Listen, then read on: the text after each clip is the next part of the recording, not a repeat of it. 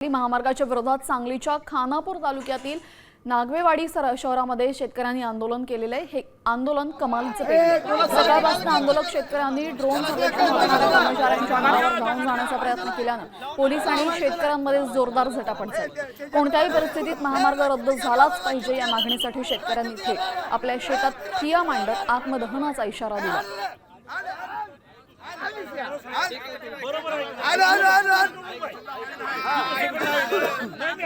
सगळ्यांनी अटॅक केला आणि माझ्या बांगड्या फोडल्या, हो का हातातला रक्त आहे माझ्या आणि खांद्यात हिसका बसलाय माझ्या। आणि आम्हाला मोजणी ही होऊन द्यायची नाही, आम्हाला शक्तीपीठ नको आहे, आम्हाला हा रस्ताच नको आहे, आम्हाला मान्य नाही। आम्ही शेती एक गुंठाभर सुद्धा आम्ही जमीन त्यांना देणार नाही।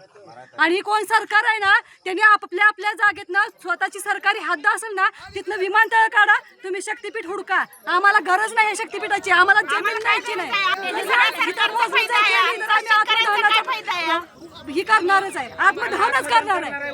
आज 1,500 रुपये देऊन त्यांना वाटत असेल आम्ही महिला विकत घेतल्या, पण तसं होऊन देणार नाही। आम्ही 1,500 रुपये आमच्याकडे आम्हाला दिला, 9,000 रुपये सिलेंडर केला या 1,500 आमचं घर खर्च भागतोय का महिन्याचा। त्यांच्या आज मेकअपल्या बायका गेल्या तर त्यांचं दिवसाला 1,500 पुरत नाही ती, आणि आम्हाला महिलांना विकत घ्यायला बसलंय का सरकार, पण तसं चालणार नाही। आम्ही हाणून पाडणार आहे, आम्हाला शक्तीपीठ गरज नाही शक्तीपीठाची।